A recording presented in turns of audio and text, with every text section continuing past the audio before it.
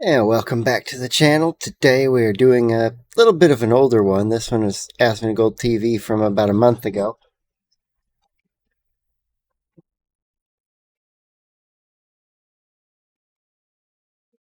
It's called Democrats Are Not Doing Well, and I chose this one because somehow, in my own personal time, it slipped under my radar.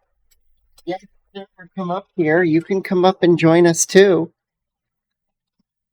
You want to say hello? I love his awkward meow.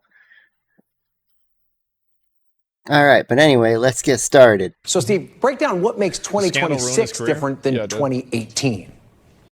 Yeah, it's really interesting, Ryan, because when you look at the bottom line numbers, that's what you have on the screen right now, the balance of power in the House, 4 vacancies. Essentially, if these vacancies were filled, it would probably be 220 Republican seats, 215 Democratic seats.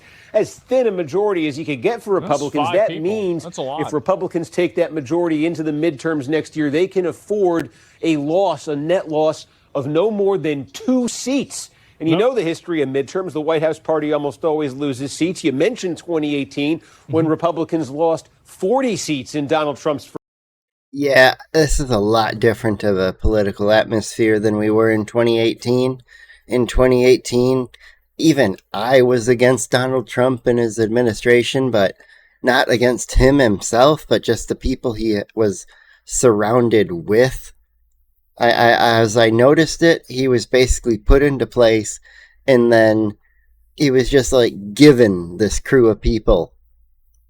Like, I didn't like Mike Pence. I was like, yeah, Trump has assassination prevention because Mike Pence is his VP, and everybody hates Mike Pence, so they don't want him in charge. It was one of those like, whoopsies.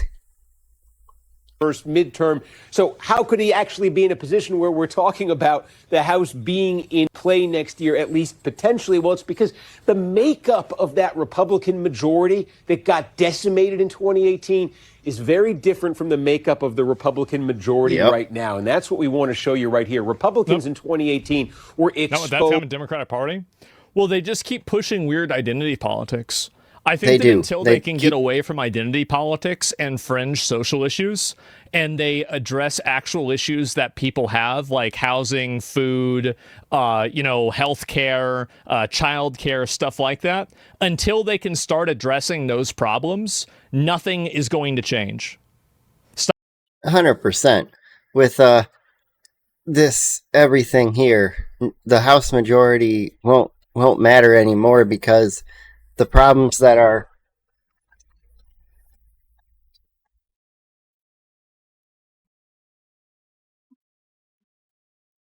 everything in 2018 was so far different. The political climate wasn't as hot as it is today, to where honestly, if Republicans don't gain the quite large majority, there could be a chance that the next election swings back the other way, and all the progress that has done in this administration, even in these short 8.5 months now, could be undone. And that's what I fear. And that's why we all need to get out and continue to fight, continue to vote, and continue to change things, not with our guns, not with our, shouting at people's faces like a crazy mad group, but just getting out there and voting properly, doing it the proper way. If you do discover along the way that there is cheating involved, like we found out back from the 2016 election with Clinton, with Hillary and Trump, that we found out a lot of things during that time. There's a lot different now. All the evidence that came out, everything that was hidden, it's going to be a different election altogether, I will say. And I'm looking forward to it. Even as someone who's not always on the exact uber Republican every point side, I don't agree with a good hunk of their points, but on these handful of things that Trump is going for, immigration, safe borders, tough military, yeah, I'm all for those. We need those to survive. Stop catering to the 5% 90-10 issues, and stop making them like stop doing pronouns. Stop talking about, like trans stuff for kids. Stop talking about like LGBT children's books. Stop focusing on, how can we make sure that people that live in another country are able to live here. Get away from that. All over the place. Check this out here. Stop talking about women, trans women competing in women's sports. All of these issues are just so divisive and they're so unpopular. And I don't know why they keep pushing them. And I think that the problem is that there has been a relentless level of purity testing that just makes the amount of people like this smaller and smaller and smaller. And I think that they've succeeded in doing that. They've alienated so many other people. Move my camera so you can see his chat. I want them to, just because they don't talk in order doesn't mean they don't support those things. After the video, I'll put it back. What I'm saying is that that's basically what their problem is.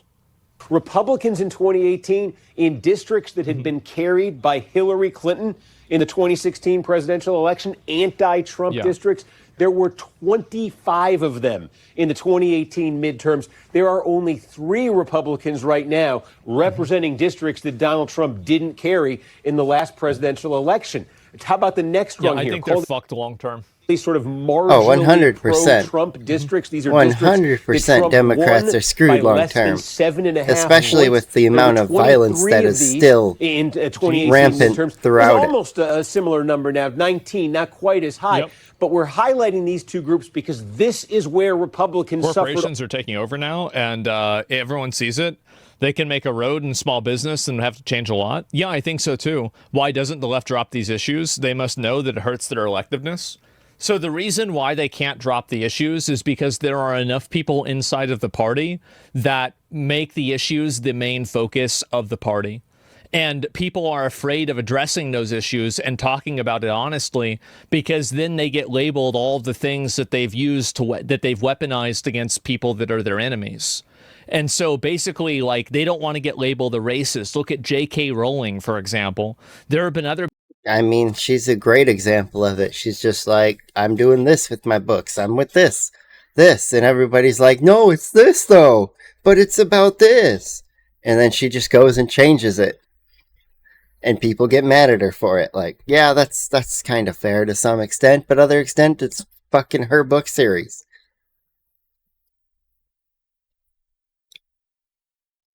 So it's like, come on. People like, I mean, look at Joe Rogan, for example. Joe Rogan is in a lot of cases a liberal, but he's a liberal, he moderate. Has a few opinions that are different about COVID and a couple of other things Trump about stuff, women, now he's not wanting to have labeled the other way. And now suddenly he's a racist Nazi. The issue is that the people that are still in the Democratic Party are afraid of being labeled like that. They're terrified of those labels. And because they're so afraid of those labels, they're not willing to speak out against it. And it's also because those labels have a lot of power. Those labels do negatively affect people, especially people that are in those spaces. Almost all of their damage in the 2018 midterms. Of those 25 from anti-Trump districts in 2018, Republicans lost 22 of those seats. That's a lot. Of the 23 that were marginally pro-Trump, Republicans lost 2/3 of them. You can't see it because of the red on red there, but 15 of the 23. 22 and 15. 37 losses of seats by Republicans in these two categories in 2018. That's almost all of the losses that they suffered. It was a 40-seat defeat for them. And you can see right now, again, only 3. Yeah, I don't think it'll be that much of a change for this time. It might flip the other way, and Democrats might lose a lot of seats in the upcoming elections for the midterms. Because if you go with what I think it is, you look at the map from the presidential election almost a year ago now, and the whole map was red outside of a few little spots. They're here, there, and there. And now with all the political violence from the left, I read somewhere that this is going to be the left's most violent year in almost 3 decades. due to all this. And I think that, it probably would have been labeled in 2020 if they had included the BLM riots into that number, but okay, whatever. This year included, we've got Charlie Kirk's assassination, the Minnesota shooting of the church, the Catholic school, the ICE facility just the other day, and it's like, those are 3 just within the past month. That's insane, or month and a half-ish. It's kind of insane. Along with, the stabbing of Irina Zarutska on the train and over there, and it's like, the person that stabbed her never would have been out if it weren't for loose Democrat policies in that city. And I think all these events, the normal average, as Asmongold puts it, the Walmart American, they're tired of it. They're sick of it. At this point, they're like, I'll vote for whichever side gets these criminals out of here. And most of them will agree. In anti-Trump districts, and a slightly smaller number, 19, in those marginally pro-Trump districts. You could play this out and look at the other types of districts here. I don't think that they're going to win until they get away with that stuff, or they get farther away from it. And you want to know the other reason why I think that it's being pushed so hard? This is a conspiracy theory. I don't have a tinfoil hat, but I think that identity politics started growing and getting a lot more popular after Occupy Wall Street. And I think since then, the Democrat Party has become occupied by corporate interests in a capacity that it wasn't previously. It kind of like, it's not like it wasn't, but it got dialed up by like 2 or 3 different orders of magnitude. And so now the Democrat Party is working with and operating in the best interest of companies like Nike, right? They even say like, oh, wow, do you remember back whenever Nike and these other companies that are using sweatshop labor, remember whenever they used to advertise on Twitter, as if advertising on Twitter is somehow a badge or a seal of approval? Why the fuck would you want a company? Why the fuck would you want the approval of a company that uses slaves to make their stuff? It's insane. But this is the way that these people think. And so what's happened is that the companies have used these social issues and their adherence to the social issues to misdirect, I think, a lot of Democrats that are well-meaning and well-intentioned into focusing on identity issues rather than actually focusing on economic issues. Because the identity issues don't put the companies at risk, but the economic issues do. So when BlackRock owns 1 million fucking houses in America, that's something that's a real big problem. But if they can keep the Democrats fixated on Trump wants to kill trans people, then they never think about the houses. And exactly. If they can push their own narrative, and he's like, Trump is against this and this and this, and if you're these things, Trump is against you. And then, calling the right Nazis, calling the ICE agents the Gestapo. It's like, no, you're amping up the rhetoric here. You're not helping. You're just going to hurt things, but that's their goal. They won't admit it, but that's the goal of these left-wing media agencies and left-wing media personnel that we discovered this year. A lot of these liberal influencers were getting paid by the Democrat media and the Democrats to make these videos. It's like they're all paid media. They're all shills. Then also, if they focus on the trans issue, that's such a divisive issue, and it's also a losing divisive issue, that, guess what? It causes them to lose the housing issue too. Do you see what I'm saying? So basically what I'm saying is that identity politics were forcefully injected. This is a total conspiracy, by the way.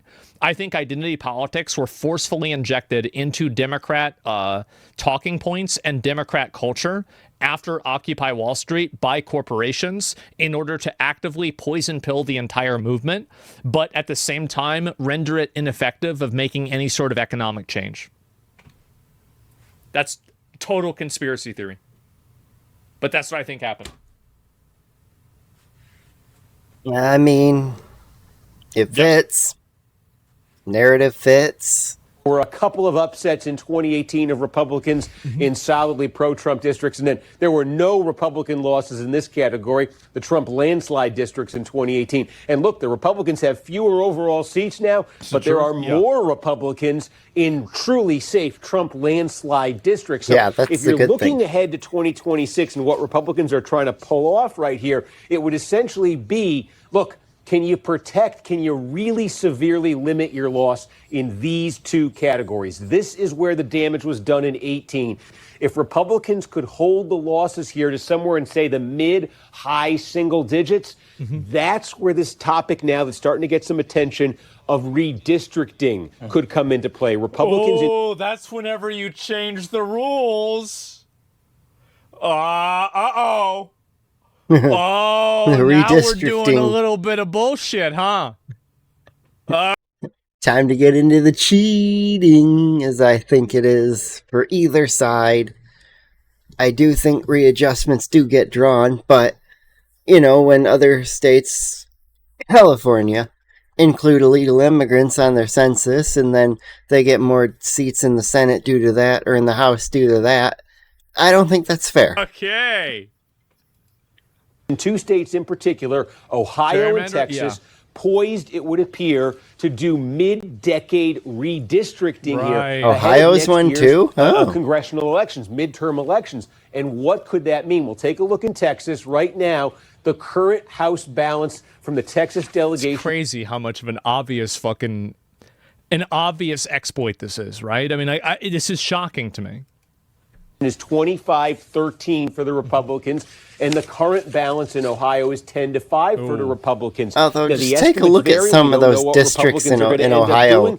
It's like just to cut here, cut there. You want on that, but 25-13 could, Dave Wasserman from Cook Political Report, who knows this stuff well, said they could maximally get to 30-8 for Republicans, depending on how they do the map. 10-5 at its peak for Republicans, they could potentially redraw this to make it 13-2. So what would that be? Those that would would both be great. If both of those things happened, you'd have two Republican states, true Republican states, and there are a couple of those little, larger Texas areas like Austin that are becoming bluish, but the main portions of Texas are all red. Of 8 seats for Republicans. So they're just literally changing the rules.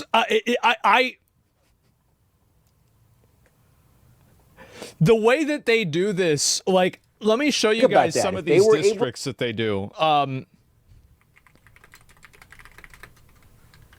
Literally, this is a good map. Worst examples of is gerrymandering's the first recommendation. Is gerrymandering.